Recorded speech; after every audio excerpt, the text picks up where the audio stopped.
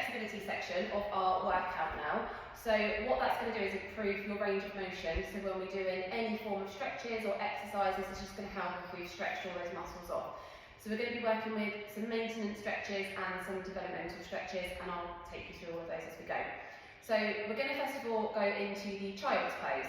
So the child's pose is going to be, you're going to be resting on the back of your calves, reaching as far forward as you can, and sinking the head down between the arms. So I'm just going to show you. And that should ease off all the lower muscles in your back, but you should really have it easing off all of the lats. And we're going to be holding that for around 20 seconds. So if you would like to, well done, that's it. If that's a comfortable position for you, I'm going to have you reach as far forward as you can and tuck the head down in between the arms. And I just want you to sink the bum back a little bit, so that's it. And can you feel all of that stretch in your lats? Yep. Perfect. So I want you to hold that for me for about 20 seconds, and it should also be stretching off all of the hamstrings, all of the quads, and all of the glutes as well. And you actually get a little bit of ankle and feet stretching off as well there. It's quite a good one to do after you've done your main workout. So just hold that for me for another 4 or 5 seconds. Oh, I can feel that easing. That's good. And if you ever wanted to take this particular stretch further, you can also reach the arms to the left and to the right, which then will ease off the lats a little bit more. So that's good. Well done. That's your child pose done. How was that one? You can sit up now. Yeah, that's good. Yeah, that's good. How was that one? Yeah. Good. So then we're going to be doing the cross-legged with the arm overhead position. So again, I'm going to show you this one. So you're going to, as I simply, sit cross-legged, and we're going to bring one arm forward, and we're just going to bring the arm over the head, and that's going to stretch off all of the lats. So I'm just going to show you. And again, we're going to be holding that on for about 30 seconds. It's going to be a developmental stretch. With this particular one, again, to make it harder, as you're reaching over, you can sort of pulse the arm a little bit if you wanted to, and that just kind of stretches the lats a little bit more. So when you're ready, we're just going to do it matter left or right? No, whichever one you feel more comfortable with if you wanted to, and just really bring that arm over for me.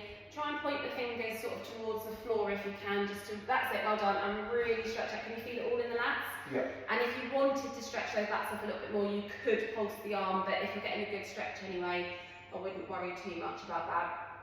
And we're just going to do that for another 10 seconds or so. You look really comfortable right now.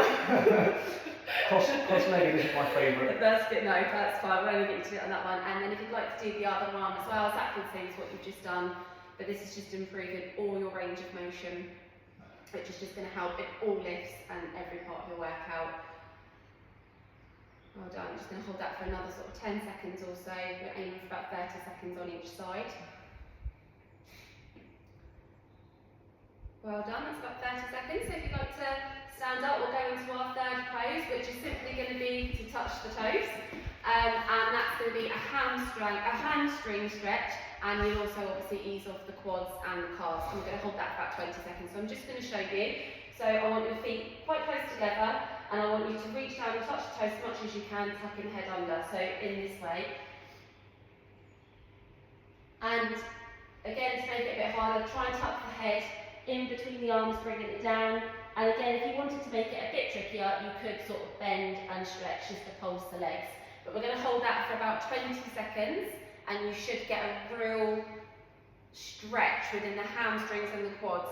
Is that about as low as you can go for me? If you can go, so just to develop that a little bit more, I'd like you to sort of pulse a little bit with it, just sort of, that's it, well done. And that's just going to really sort of help develop the hamstrings so you can stretch a bit more. Well done, keep it going. Just another 10 seconds or so. I'm getting lower. That's good, you're getting lower. It's working. Well done. Come on, toes. 2 more seconds, nearly there. You are nearly there. That's really good, well done. Okay, so I'm going to take you into our fourth stretch. You can get up now, that was really good, well done. You did actually get closer as the time went on, that was really good. My toes got higher. They got all toes got higher, either way. So we're going to be doing a couch stretch now. This is actually my favourite stretch. So I'm going to put you against the wall for this one, and we're going to put our knee on the pad, and I will show you how this is done. So we're going to put our knee on the pad with the leg against the wall, bringing the foot forward. Again, some people will have to be in this position. but you can develop it a bit more, sit up as much as you can, and you'll feel all the stretch all within your quads, all down the side, but you've got the leg on the floor. So if you just watch me for a moment, and you can pulse backwards, just to obviously stretch the leg off, and if you really wanted to, you could bring the elbow to the floor and bring it up, but we're not going to be doing that at the moment, that's just a bit longer. So I just want you in this position, and we're going to be doing around about 20 seconds or so on each side, and we'll go from there. So if you'd like to, and you should be able to feel all of the quads being stretched off there. Yeah, that's it. Well done. And then bring your knees closest to the wall as you can, and sit back as far as you can. That's it. And if that's comfortable for you, I just want you to hold that for a little bit. And again, if you really kick your foot back into the wall, you should be able to feel the stretch on your quads a bit more. Yeah, I can feel the Is that good? Yeah. Okay, well done. You're sitting up nice and right, so that's really good. Yeah, well done. Just hold that for a little bit. It's really good. And you can do all these exercises. I mean, they only take 5 minutes throughout your day, so you could do these any time of the day, even outside of your workout, just to kind of stretch those muscles a bit more.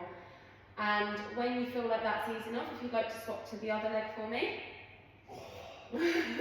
That sounds always good. It means you've actually worked the muscle. That's what we want. Well done.